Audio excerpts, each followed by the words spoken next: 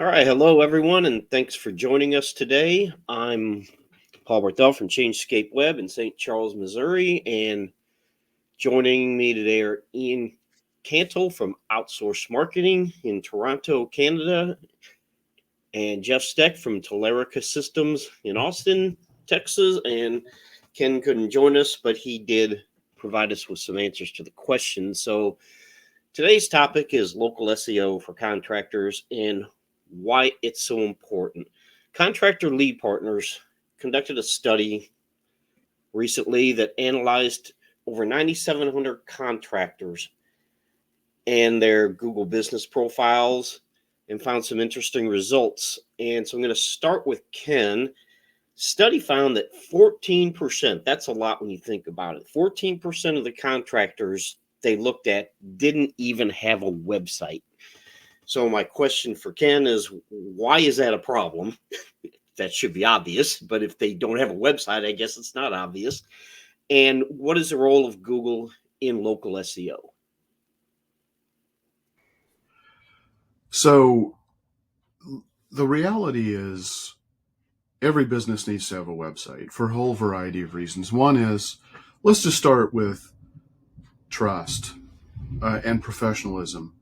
People are going to check out your business online, and if they don't see a website for your business doesn't look real. Even if they're referred from the strongest possible referral source, if they go look for you to just go check you out, learn a little bit more about the company, and they see nothing, that's a huge problem. So not having a website is a massive, massive, massive mistake. Now, not every business needs to have, a super powerful SEO website. It just really depends on what you're trying to accomplish, but you have to have a website.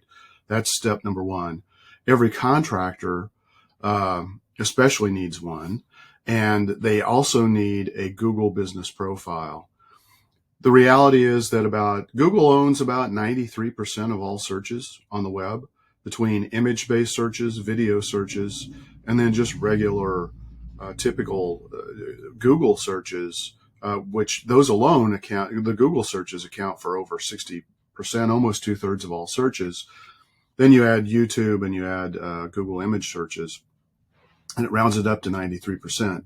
So it clearly is the platform that dominates. And one of the ways that you get a presence on Google is through a Google business profile. It's really kind of the cornerstone of local SEO, because this is what's going to help you show up on the Google Maps result. You want to make sure that you claim your Google business profile listing and that you optimize it. You fill out everything that it allows you to fill out. You do it in a way that, with search engine optimization in mind, so that your profile is going to be as findable as possible. Now, that's not necessarily sufficient.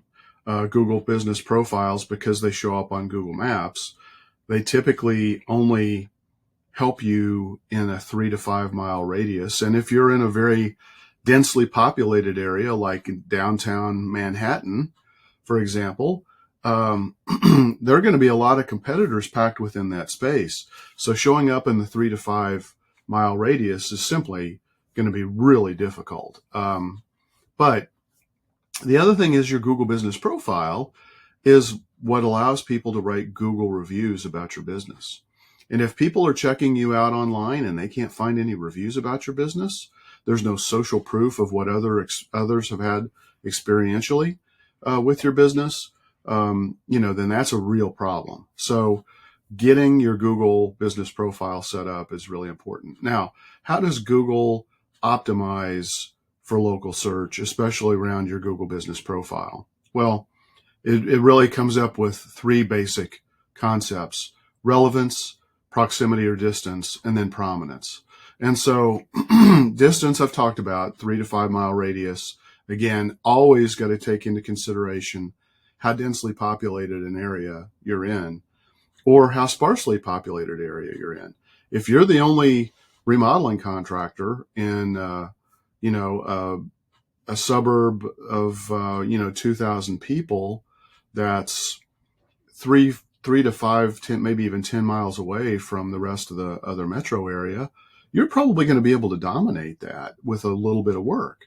It's going to take some work, but not necessarily a ton, if you do it in the right way and in a strategic way. So distance is always going to be kind of that bounding factor. There are ways that you can overcome that. And those two ways are with relevance and prominence. So obviously relevance and prominence play a big factor in how you rank within that 3 to 5 mile radius, the proximity or the distance dimension of Google Business Profiles.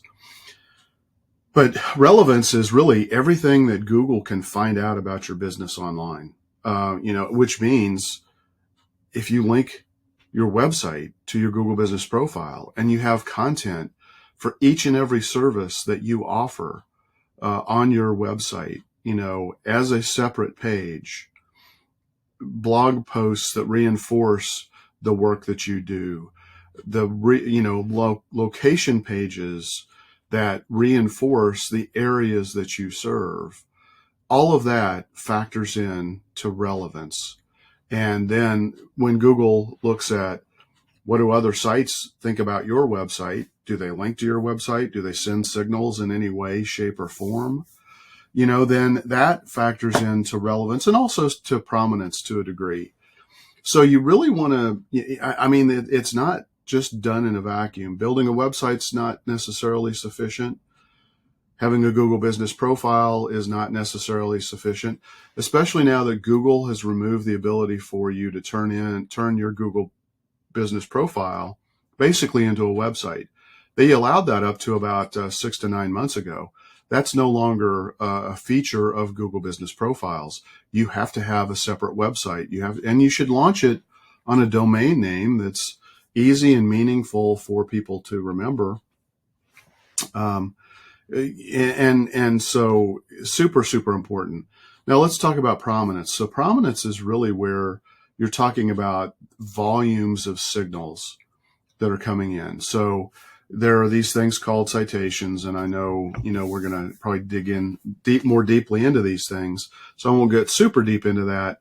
But the more signals that are out there across the web from other websites that are sending, messages back to the search engines about your business and how other websites and other platforms are viewing your website, those are all signals that, and mentions of your business. All of those things are important. Most importantly, though, in regard to prominence, we're really talking about Google reviews. Google reviews are king. They're just flat out king. If you have no other place to ask people to go write a review, have them go to Google. And the reason is because it's going to help you show up on that Google Maps result. Absolutely critical. And you need to have a really solid review strategy in place and respond to each and every review. Google wants to see a constant, steady stream of reviews. We call that review velocity. If you just go get a batch of 10 reviews from your 10 best customers and then don't worry about it for 3 months, 6 months, a year, you're going to see a diminishing impact of those reviews over time, because Google also places importance on recency, and also, not every review is rated equally. If somebody is, very active in writing Google reviews, that can have an impact. If they use SEO friendly words to describe the services that you did for them, that's going to have an impact. If you respond to each and every review, that's going to have an impact. This whole concept of prominence really is driven around getting reviews and building social proof. Ultimately, SEO is about expertise, experience, authority, and trust. And so the experience is going to happen on your website. So that's why you have to have a website. Authority can happen both on your website and your Google Business Profile. Trust has to happen in both places. Expertise, experience, authority, and trust. And so the expertise can be conveyed in part by what other websites are saying about you. How are you listed? Excuse me. What services do you say you offer on these different websites that you could be listed on? What do you say about the services and the locations that you serve, on your website? Sorry about that. Had to sneeze. So anyway, the two are intertwined. There's a symbiotic relationship, and this is where most marketing agencies honestly are going to fail you. They don't get the symbiotic relationship between your Google business profile and your website. And it's really critical that you work those two in conjunction with each other to build a fantastic opportunity for you to show up well in local search, which really means showing up on the Google Maps.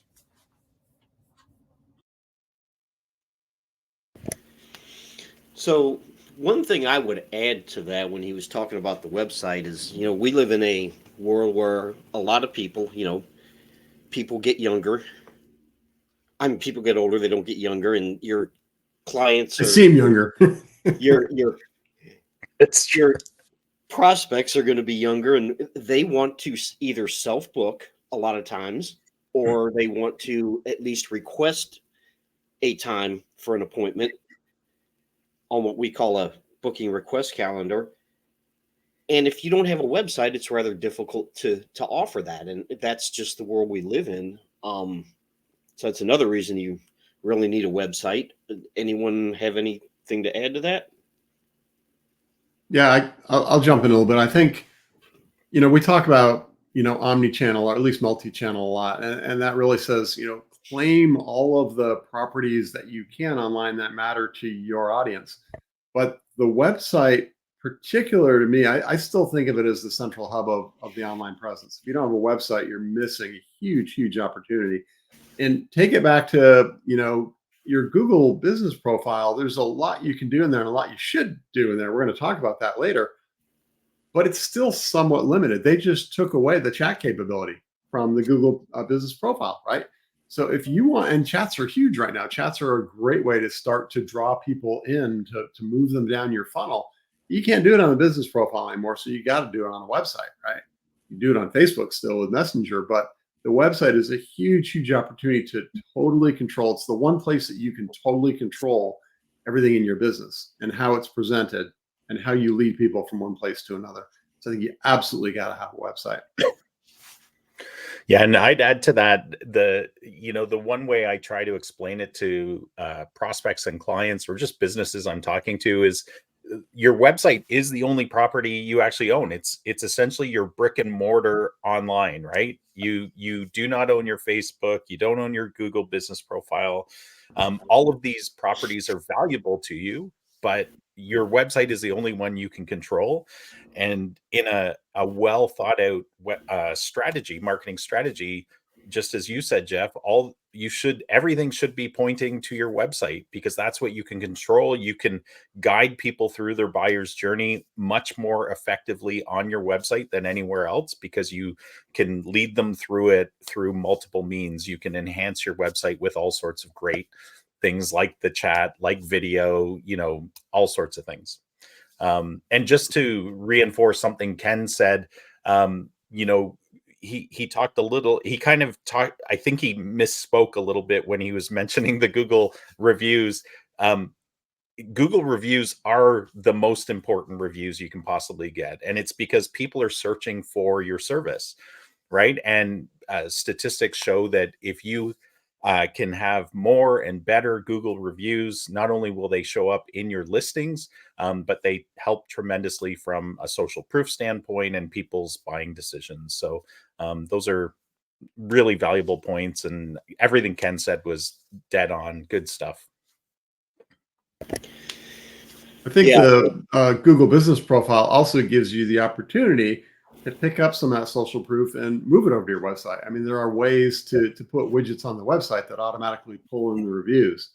And again, cautionary note, don't cherry pick, right? If you're a business owner building a website, just don't go out and cherry pick your 3 best reviews or testimonials. And you get in trouble with the FTC if you do that. But moving, the automated ways of showing your Google reviews on your website kind of strengthens both, right?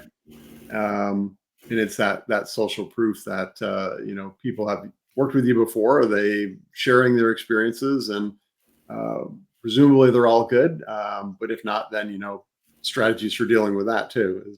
But don't cherry pick. Because we're talking specifically about the construction industry too, I wanted to mention I was preparing a presentation for one of my clients who's a remodeling business out west. And one of the things that we're talking about today is just their year over year results. And what's interesting, because I know remodelers locally to me, as well as clients that we have, is that whole industry is in decline right now. Like, this has been a horrible year for most remodeling companies because you had the boom of COVID. That kept going for a little while. And then with all of the economic pressures, it's been down. So a lot of construction trades, where it's like home improvement type stuff, they're feeling the pinch right now. And why that's really relevant to this conversation is, if you're in the construction industry, if you're in the remodeling industry, and you want to maximize the number of leads that you're getting, good quality leads, you got to be maximizing your Google Business Profile, or you're just leaving money on the table. You're paving the way to prospective clients going to your competition, and that just doesn't make sense. Yeah, I think that's a good point. And you need every competitive edge you can get. And the Google Business Profile is certainly a big competitive edge. If you can optimize it well, if you can get the reviews up on there, if you can start showing up in the Google, that section of the Google results, search results. I think, so we're talking about local SEO. That also brings us back to there's a lot of different ways to show up on a search engine results page, a SERP.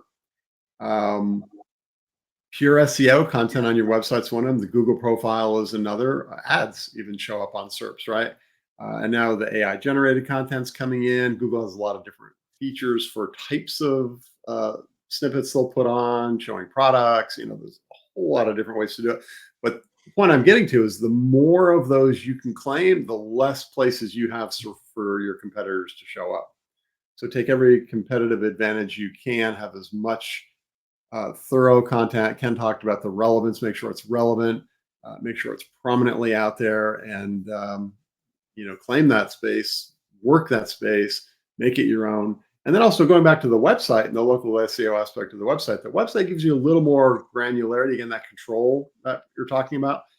You can optimize for long tail keywords, or maybe long tail is not going to show up on the Google Business Profile as readily, but certainly with all the possibilities you have on websites, all the length isn't an issue, number of pages isn't an issue, types of pages, types of content aren't an issue. That's the place to go to town and really get your stake in the ground for everything that you possibly can. Yes, definitely. So, Ian, Google has made a lot of changes to Google Business Profile lately. We've talked about some of them, and even how you claim your listing. So can you kind of walk us through some of the things you should do and should not do when claiming your Google Business Profile? How one would go about that? For sure. Yeah. And first of all, it shouldn't even have to be said, especially after all of the reasons we just gave you as a listener why you should care about your Google Business Profile. But I can't tell you how many businesses I run into who either haven't claimed their profile or spend absolutely no effort on it year over year on their profile. So I'll just give you a quick anecdote. Friend of mine has a home service business. I learned that he didn't have a Google Business Profile because I was going to run a report for him just to say, hey, check this out. And he's a fairly new friend. And so I was like, man, you got to get this up. 3 months later, I've told him every time I've seen him over that 3 months, you got to get this up. It's easy. Do it. And then finally, like, I had to have a serious conversation with him. Like, this is not a big investment in time or effort. Yes, to optimize it, which Jeff will be sharing in a little bit. It does take time. It does take effort. It does take expertise. But to get your profile up and going, for most businesses, like, you can have it done in, a maximum of 30 minutes. Like, just put the effort in, people. Get this up. It's a huge signal to your business. And very quickly, it's going to help you from a visibility standpoint. And I can say that even from this particular anecdote of this friend I know and him finally getting it up, like immediate results. He was able to ask people, past customers, to do reviews and stuff like that. And so it's given him immediate exposure in the industry. Yeah, if I can jump in real quick, Yeah. your Google business profile is your Google Maps listing. Yeah. So if you don't have a Google business profile, you're probably not going to show up on Maps. And like you just said, Well, you won't. Yeah. you cannot get Google reviews. And Yeah. studies show that people they trust Google reviews as much as a referral from a friend. So just thought that was important to mention. But yeah, and he had a website. It wasn't an SEO driven website, so it wasn't getting any traffic, but he wasn't giving Google that key signal of, we're a business, this is our website, and just that connection has already provided him with some greater traffic to his website. So point number one, if you don't have a Google business profile, get one.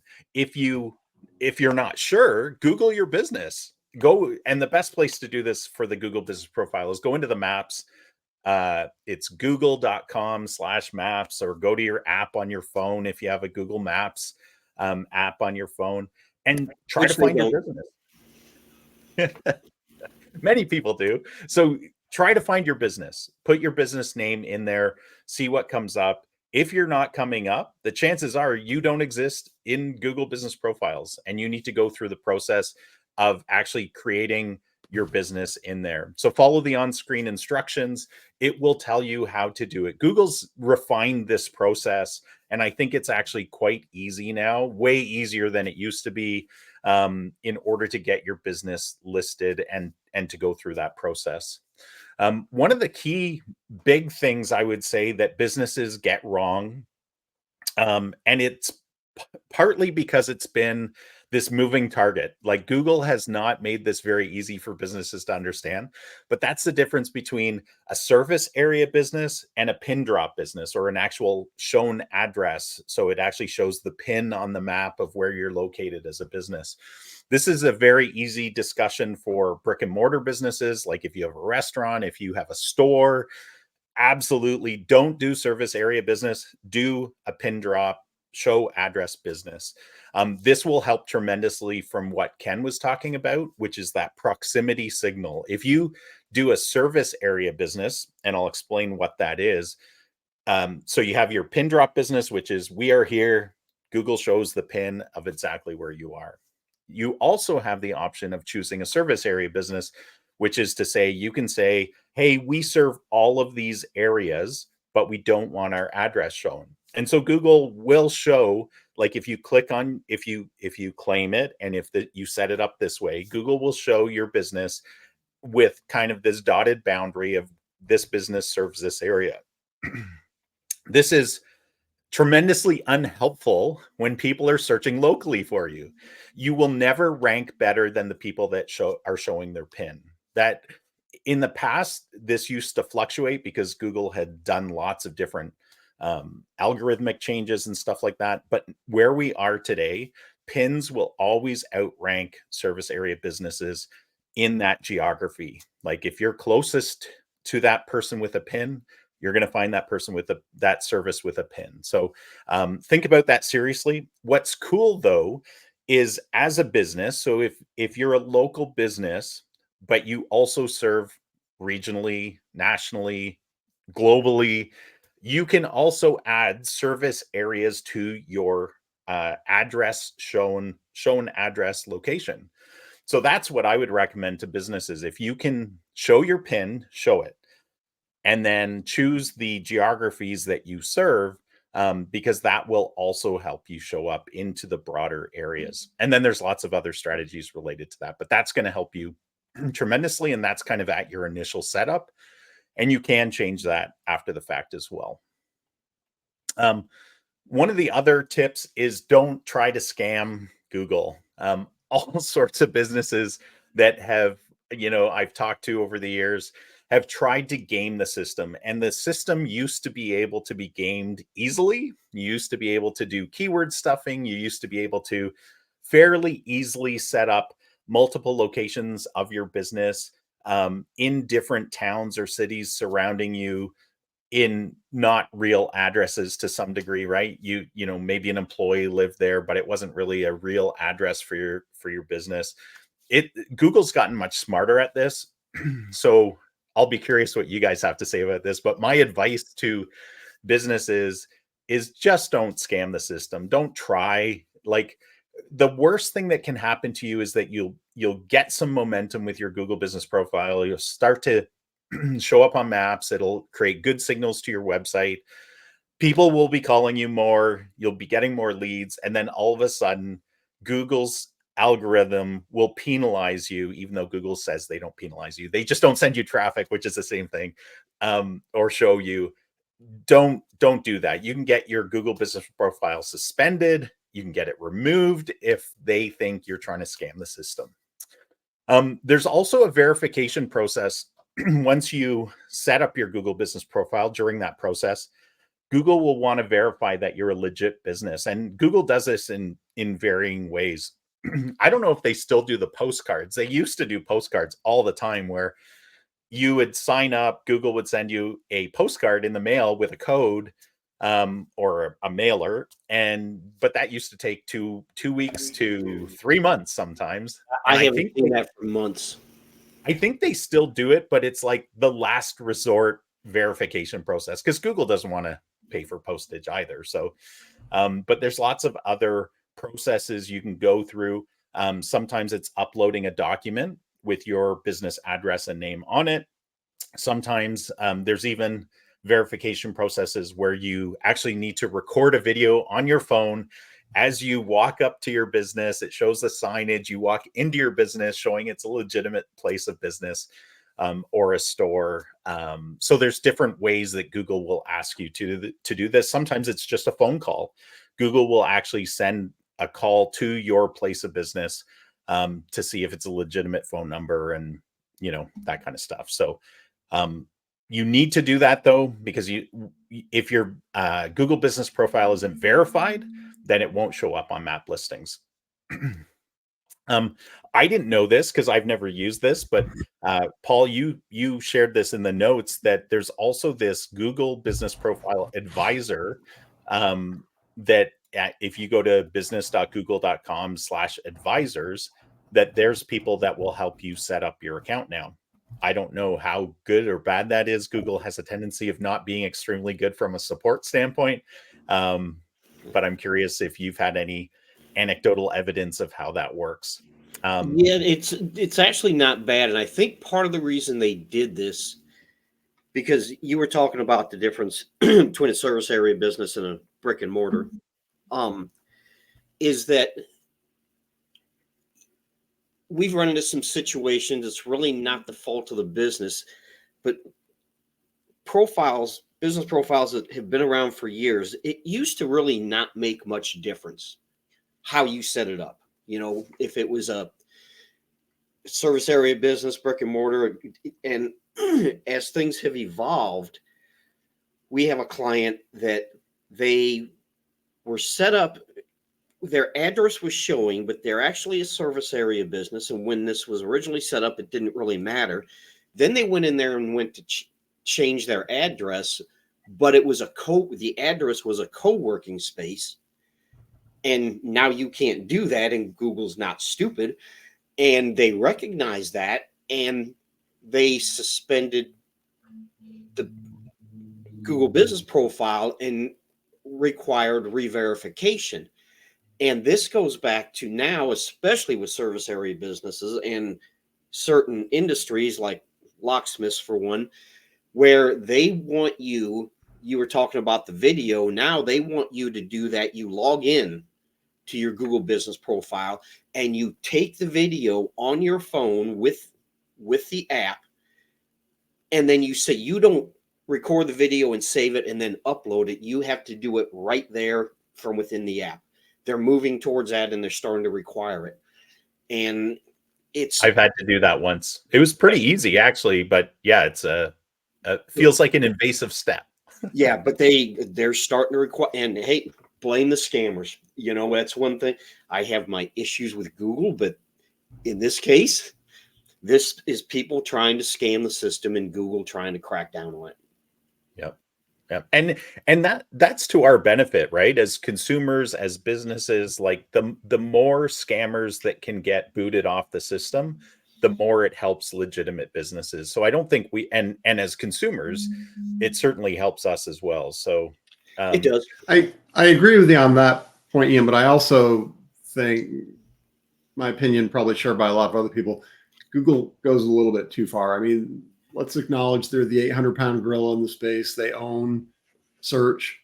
Google's going to do what Google's going to do. However, my experience, and I can address several of the points you made, is they've really tilted the table away from smaller businesses. You know, this whole notion of brick and mortar location versus service area business.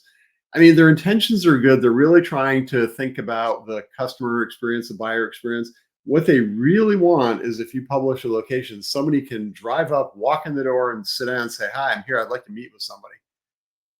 To the point of co-working office spaces that Paul made, you can't use those anymore. You used to be able to, but now you can't. And it's like, well, why not? If I'm a small business operating out of a co-working space, even if my hours are by appointment only, if I can meet somebody at that space, why is that a problem?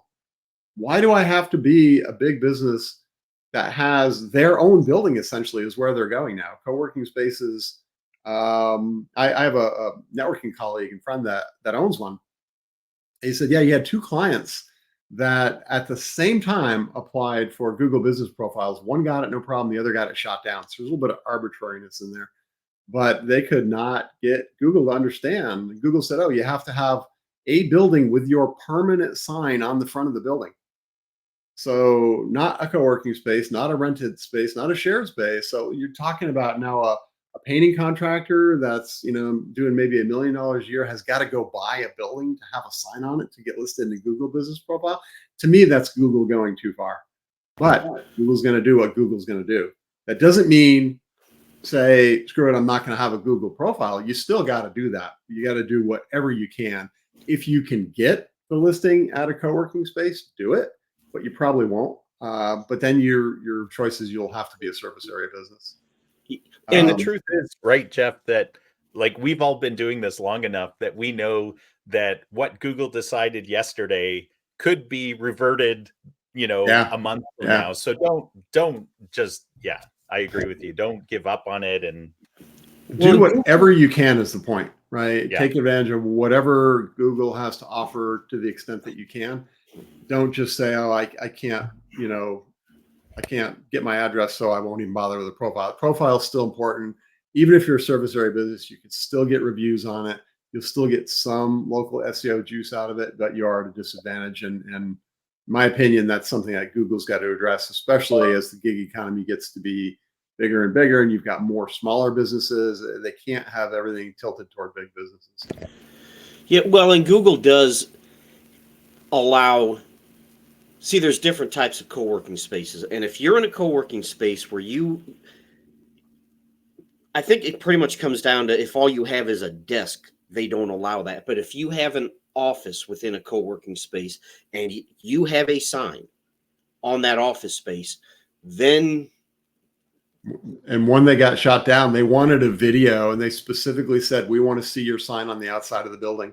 We don't want to see a video of you walking up to the directory that has you listed in a suite and then getting on the elevator and getting off with the, you know, the door having the name of the co-working space. It was just crazy. I mean, it's like if the intention is that customers can meet with you there, then even if it is just a desk, you can rent a conference room for an hour if you're by appointment only. But they specifically said, no, you got to be able to have normal business hours where anyone off the street can walk in, go to the desk, I want to meet with somebody, and then sit down and meet with somebody. That was just too far. Yeah, I don't disagree. Like you said, they're going to do what they want to do. Yeah. Two more things I wanted to mention about when you're setting up your account. I see this all the time. this usually has happened over time, or Google pulled in the URL, somehow. But make sure it's HTTPS, because it's sending to an unsecure URL, which will help you. And then this leads into what Jeff's going to talk about, but absolutely max out all the areas. Google's giving you all sorts of signals you can provide Google with within your profile. You need to max every single one of those out to its highest capability, because again, you're creating signals.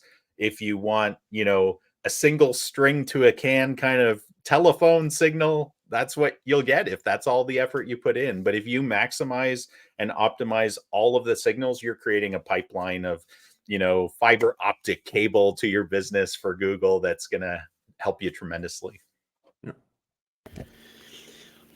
Yeah, so that will segue into the question I was going to ask Jeff. What are some tips for optimizing your Google business profile, and how does the accuracy of the business information affect local SEO outcomes? Sure. And again, I want to be clear. I'm even though Google can be frustrating and what they allow you to do, don't allow you to do, kind of seems arbitrary and at their whim, you still got to do it. You still got to have the Google business profile. Absolutely. And then Google, once you create that, to catch up with Facebook on being a pain in the ass. Yeah, at least their interface, I will say their interface for managing the Google business profile is pretty decent compared Facebook to wins as Meta the worst. Meta's just 3 layers of band-aids on top of each other. So yeah, once you claim that Google business profile, you can go, like I think Ian said, business.google.com is where you can go to manage it. You do need, I think you mentioned it, or maybe Ken mentioned it, you do need to have a Google account. Doesn't mean you have to use Gmail, but you have to have an email address registered as a Google account holder to be able to set up the profile. And then, once you're on there, then you can go in and upload pictures and change descriptions and change hours and all that stuff. But you want to basically go, and everything they allow you to do, there's a question and answer section, there's a post section, there's an images section. You want to go everywhere you can and fill out everything you possibly can. It starts with a detailed description of your business, and make it written for somebody who's looking for you, not just keyword stuffed, but use relevant keywords. So talk about your business using terms that people would be searching for. Don't just take, the profile area and just keyword phrase, comma, keyword phrase, comma, keyword phrase, and think you're going to game Google, because you won't. But write a description about what you do, but make sure you're using the language that people are using when they're searching. We talk about this a lot. Oftentimes businesses get in their own heads about their jargon, and that's not necessarily the jargon people are using. So write your business descriptions as comprehensively as possible around what you do in the terms and the language that people are using to search, because that's going to match it up as a local search result, right? If you are able to list an address, absolutely make sure your address is in there correctly, and then make sure it matches the address on your website. The address on your website, the address on your Google business profile should match up completely. Any other properties as well, but for sure the website, if you want your website to rank in local search and the signals that come from the Google profile are part of that, then make sure the address matches up. That's one more way Google can tie them together. So make sure you're as I think Ian said, make sure you use the HTTPS version of your website when you put in a link to your website. Make sure you have an HTTPS version of your website. That's a good point. Yeah, good point. Not everyone does these days, which is, but yes. But yeah, and there are free, by the way, there are free ways with most hosting companies to get free HTTPS. That shouldn't be a barrier. And then make sure you have the hours listed correctly. Make sure that you have contact information listed correctly. All the things you can do. Again, that's about the user experience, right? And make sure it all is correct back and forth across all the properties. But build out that description with keywords. Upload photos. If you do have a physical location, upload a photo of what it looks like. Now, the address is going to let people see it. If they go to the map and drop the can't remember what the guy's name is, that little walking around, the little orange guy that you drop on the street and then you can get a street view. Street View, yeah. Street View is the name, but that little guy is a nickname. But That's you know, We'll yeah, call they him can see it Waldo. if they do that. We'll call him Waldo. Where's Waldo? But also, it doesn't hurt to upload an image of your location and then upload other relevant images to your product or service. Maybe some of the staff, treat it a little bit like social media. I'll get to that in a minute too. But just show as much as you can that people know when they're looking at your profile that they're in the right place. They know what you do. They can see what you do. They can get a sense of how you do it, who you are, and that you're somebody they want to do business with. The side note, talking about addresses in the map view, I'm not a fan of using a home address, and I think Google is, if they're not at the point, they will be soon, where they're not going to allow it anyway, because again, they want a place where somebody can walk up to you and walk in the door and sit down and meet with you. And even Google has made it clear that if you are a home-based business, and they're okay with that, but you need to be service area. Absolutely. Yeah. Do not list now your again address that out of your home. That goes back to are they putting home-based businesses at a disadvantage? A lot of people have a side of their home, and they may even have a separate entrance with a sign on it that this is a business. So in that case, if you have permanent signage in a door, you may be able to use that. But I think then they want to sign out by the street, which most HOAs aren't going to allow. It goes to that video of somebody walking up to the, getting out of their car and walking up to the door. But unless you're in that rare case where you're operating a dog grooming or a hair salon or something else, even maybe consulting out of your home, having your home address probably isn't what you want to do. There's privacy concerns, but also it just, in my opinion, doesn't look professional, right? If I'm looking for a plumber near me and I see a picture of a plumber's office with their logo and a truck parked out front, and I see a guy's house, who am I going to think is more serious about being a plumber? So really think, if you're using your home address, if they'll even allow you to do it, really think about how that works. Ian mentioned all the different attributes you can flag on your site. If you are a place where people can go, take advantage of is it accessible? All of the different flags that you can set, list them, go through all of the places. And pro tip, depending on the category that you set for your business, those attributes may change. I once worked with a client that was listed as a restaurant, even though they weren't. They were a food distributor, and they were being listed as a restaurant. And you wouldn't believe what it took to unlayer that. But because they were listed as a restaurant, they had dine-in takeout options. So look at, for the category, make sure you're in the right category, and then look at all the attributes that are available. Make sure you claim them. List your hours of operation. And when you get those emails from Google that says, hey, it's, Thanksgiving coming up, are you open on Thanksgiving? Go ahead and set your hours. No, I'm not. You're not open on Black Friday. If you're retail, you're going to be, but if you're other businesses, you may not be. Make sure you set those hours and change the hours as holidays arise. That will also show Google that you are keeping things current, right? If the hours were set 3 years ago and they never changed for holidays, Google's going to go, yeah, this may not be as relevant to buyers or customers as it should be.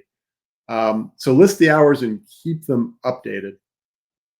And then reviews, we've already talked about. Posts.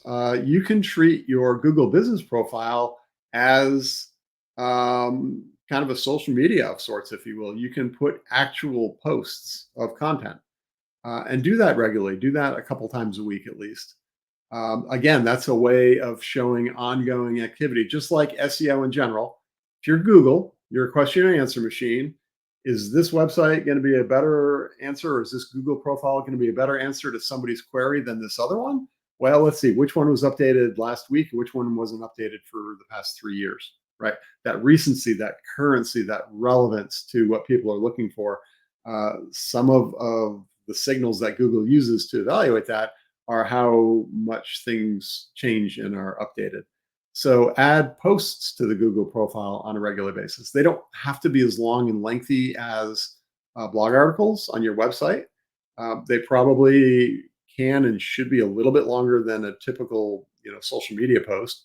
But even if all you want to do is a social media style post, that length, that format, do that. It's better than nothing. Maybe you put a little bit more into it. And then again, it's all of this taken together, all of this information that Google is going to use to try and match up your profile to somebody's searches. And it doesn't cost anything.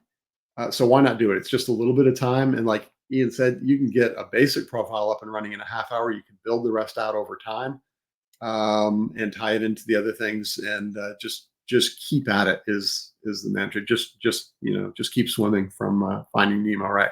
Just keep working it. And it takes a little time, but once the reviews start building up, once the posts are getting out there and you're starting to show up in search more, you'll show up in search even more. Spin that flywheel up. But it's another arrow in the quiver. And one thing I'd mention is we're talking about this, and this would apply to any account.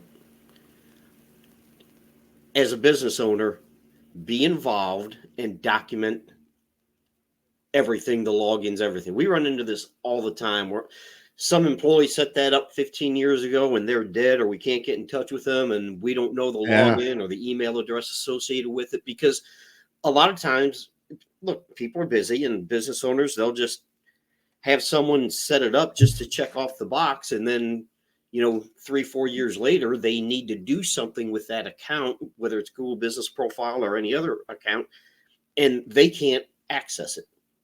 Yeah, absolutely. And even though it's a rented property, so to speak, we talked about the website's the only thing you totally own and control. The Google Business Profile is a rented property, but you need the keys to it, right? Yeah. You need the keys to be able to get in and make changes and control it. I have had clients come to me, I can't get into my Google profile anymore. What do I do? It's like, well, you're going to have to contact Google, and good luck. It's going to take a while. Now that web, was it GBP Advisors that you mentioned earlier? That's a good way to try and get in and get some help. But then you're going to have verification. Yeah, sure, anybody can be trying to claim your profile, right? You really need to have it in your name. Don't let somebody else set it up for you and tell you they'll manage it, because then, like Paul said, what happens if they're not around? You need to own it. You need to have the owner. Yep. Primary owner. Yep. You can, through the profile manager, you can allow other people to access it and manage it for you. You can give them permissions. And that's what we advocate, what we recommend. We don't like to be, and we don't advocate that any of our clients let anyone else be in the ownership role of their properties. But sure, you're going to give us control through the business profile manager, through the Facebook business manager, through, whatever Google Ads manager, through whatever management tools are available. Use those. Don't just let somebody else put it in their name. All right, good stuff. So, we're already coming up on an hour, so I'm going to round table this last question. I think Ken recorded an answer, so it's going to ask some questions about on-page SEO best practices for contractors, and I believe Ken recorded a video with his answer. So for on-page optimization, I like to think of this in two ways. One is around keywords. So keywords don't necessarily have the same impact that they did, 10 years ago. I mean, it used to be that everything was driven around keywords. You still want to use keyword concepts, don't get me wrong. And they need to be long tail for you to rank. It's very difficult to rank for a 1 or 2 keyword phrase, like running shoes.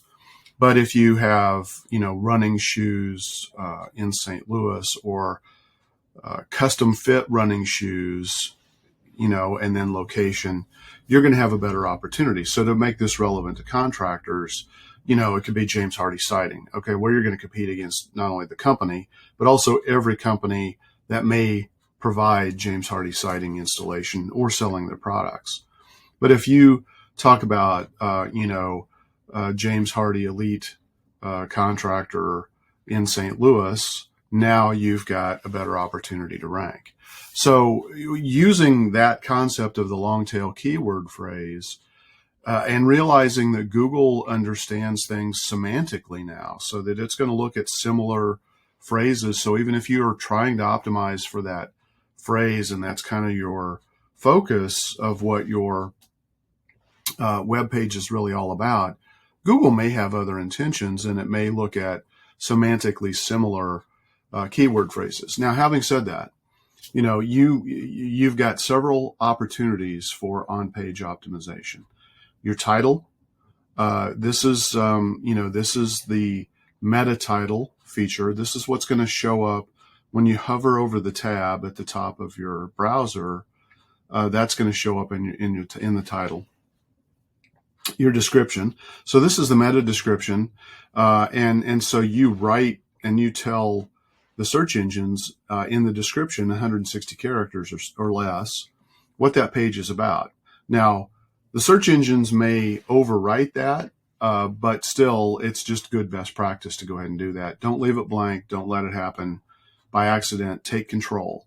Ultimately, Google wants to see that you're doing the things on your website to try to help make it understandable, and consistent, and have that core strong messaging to reinforce the services you offer, the locations that you serve, the expertise that you have, and all of that. So keywords, there is still an SEO field for keywords.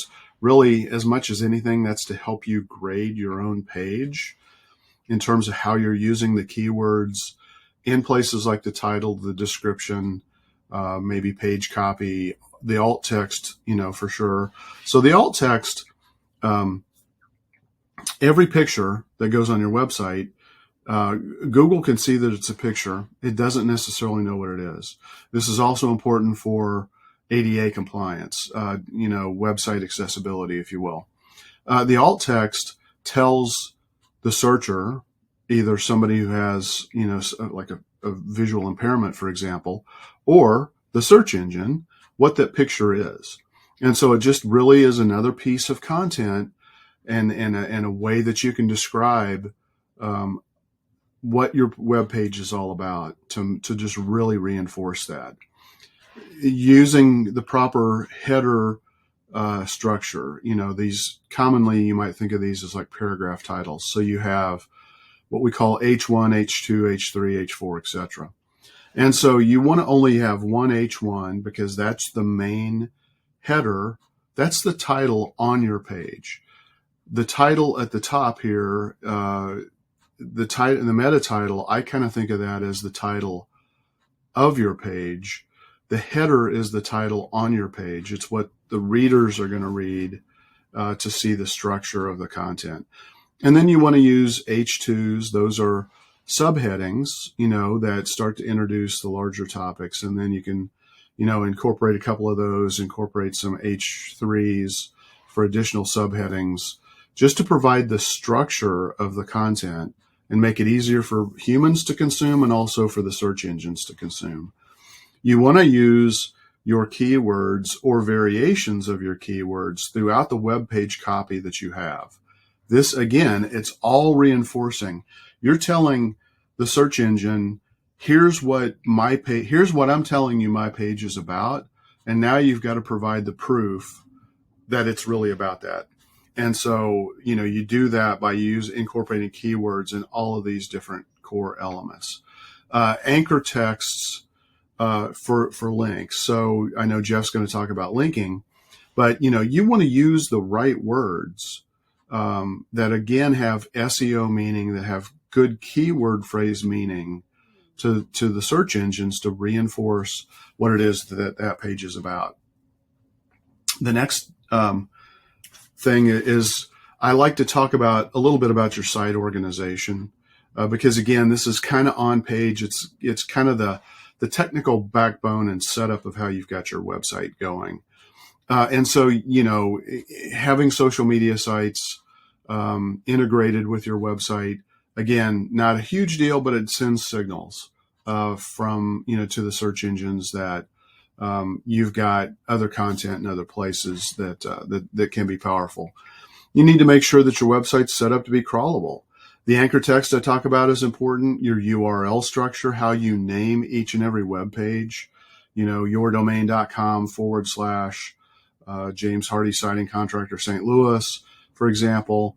That has, you want to be consistent with that. Ideally, having a flatter architecture is better.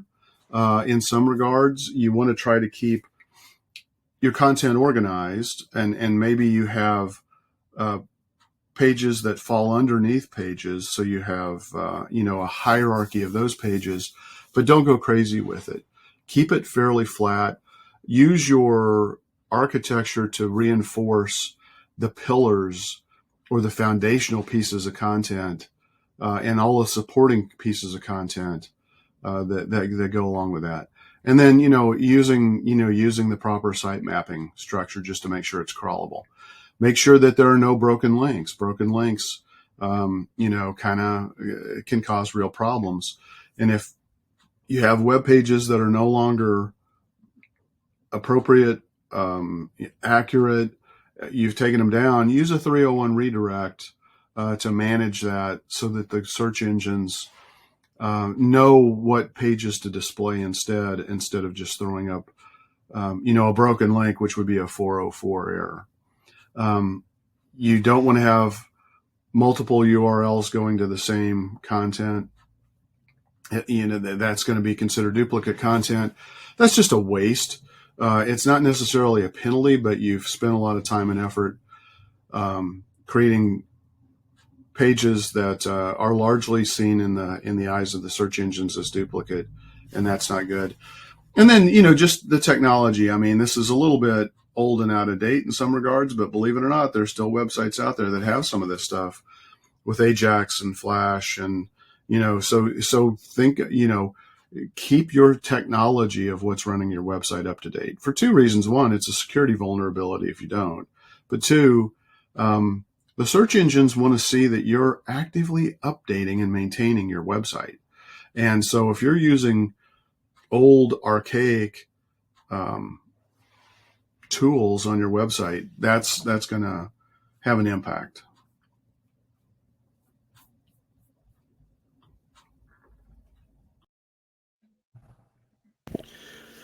All right, so that was some good information. Ian, we're running long on time here, so I'm going to roll a couple things into your question. So content optimization using service specific keywords and service area pages. And I think Jeff talked about this, about keeping your business information the same everywhere. Why does all that matter? How does all that help? Yeah. And I actually, I know Ken and I agree on this, because when we drilled down, the important, just because of what he was talking about related to keywords. I know when you have your, when all the eggheads of SEO, which we're part of, get together and Google says, well, keywords don't really matter as much anymore. They absolutely do. It's a lie. Like your voice search keywords, how you ask for things, the words you use on your website, they absolutely mean just as much today as they did yesterday, except Google's gotten smarter with how semantic keywords work together, how they view topics that you talk about that are, keywords are part of, like, I hate it when we as industry insiders talk about stuff like that, because I think it confuses the heck out of people. You should be using words that matter to the people that are searching for you and align with how they search for you. That's the bottom line. And those are keywords. So I just like to rant on that, because I feel like we as insiders talk too much about this in a way that's confusing to people. So you guys can disagree with me, but that's okay. Keywords don't matter. Keywords do matter. And they've got to be the keywords people are using, right? Again, absolutely. Stay away from your internal jargon. Absolutely. So service specific keywords absolutely matter. Don't get your head stuck in the clouds with, hey, I've seen this happen with businesses we've been consulting with, where they develop their own verbiage about a service. So they want to be the IBM or the Coca-Cola or the Apple, and so they've created their own terminology that absolutely no one in the industry uses. Don't do it. You can do that, but don't expect people are going to be Expect searching results. for it. Yeah. Like, you have to use common terminology that people are using related to your services. So if you're a plumber, use the terms that people are searching for. Broken toilet, backed up toilet. Like, there's a million things. Dripping faucet. Like, yes, you should be using that we're a plumber, that we fix leaks, that we like, there's all the standard stuff that you should be using. Absolutely. Don't deviate from that, your core service offerings. But also think about how people search for it and the problems you're solving. And then lastly, not specifically related to service area or service specific keywords, but I wanted to make sure this was said today. We've been talking a lot about kind of doing your thing on Google Business Profiles, but don't forget, you do not exist in a bubble, in isolation. You need to out optimize consistently your business profile over your competition. So Jeff was talking about reviews, talking about updates. Like, you need to be using this tool more than your competition to keep sending signals to Google that you're the better choice than the competition, right? If you don't do that, if you get complacent and just, set it and forget it, you're not going to do very well from a signal standpoint with Google, right? Even if you have more reviews than your competition, but the last review you got was a year ago and they have 100 or 1,000 this year, you're going to start to slip through those rankings. So I just wanted to make sure that was said, because I think businesses get very complacent with things. They don't always think about, this is just like, it's the same argument about your website. It's not a set it and forget it either. Think about it as a physical location that you have to keep looking at its very best in order to send the right signals to customers when they walk through the doors. Same thing you're doing with all of these digital profiles and properties as well. Yes, definitely. So, Jeff, internal linking, what is it? Why is it important? And internal linking as opposed to outbound links? I think we could probably do a whole podcast on link strategies, link building strategies. There might not be a bad one, actually. I'll add that to the list. But since Ken mentioned it, I know we're running short on time. I'll hit it really quickly. Internal linking is just links on pages in your websites that link to other pages on your websites. And they give Google hints about what content is related to what other content. And there are strategies around how you build pages to have, we call them hub pages or pillar pages, to have like the most meaningful high level content. And then you branch out into other places, and then those other places branch back. So as Google's crawling the website, it's getting hints about what things relate to what other things and how they tie back to each other. So that's important. But also, it's not a stretch to think Google crawls your site in different ways. It may come to the site once every 3 months and look at the sitemap and digest every page of the site. Other times it may come in from some site linked to you, and it's going to look at maybe 5 or 10 pages. And that's as far as it's going to go, because it's not its main job. It's looking at other things, right? So having those links from wherever it came in, not necessarily your homepage, but back to other pages, is only going to help Google crawl the site and do a better job on figuring out what your site's about, and therefore more likely to present you as the answer to somebody's question. Hey, I know we're going to need to jump pretty soon. I do want to hit one other thing really quick, and Paul, I need you to hold your tongue on this one. Bing, right?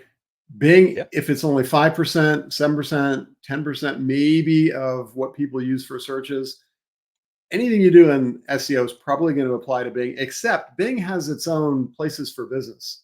And the good news is, once you do your Google Business Profile, Bing has it set up so you can import everything from your Google Business Profile into your Bing Places profile. Don't ignore Bing. Even if it's only 5% of the people that use it would you like a 5% increase in your website traffic or your business. Take the extra step then to go over to Bing, claim your business profile there, and you can probably just import everything over from the Google profile and call it good. But keep that in mind too. All right. Good stuff. So I think this is we're long on time. I think this is a good place to wrap up. So Ian, can you take us out? Absolutely. So thank you to our guides today and Ken and Abstentia for contributing. Thank you to our audience. We value you greatly for taking the time to listen to what we're sharing. As you can tell, we're all very passionate about serving clients, about helping you get your marketing working for your business. So if you have any particular needs, reach out to us. We invite you to do that. If you want us to cover a particular topic on this podcast, reach out. We would be happy to explore that option. And please share this with people you think would value it and get some great insights out of. So until next week, keep calm and market on, folks.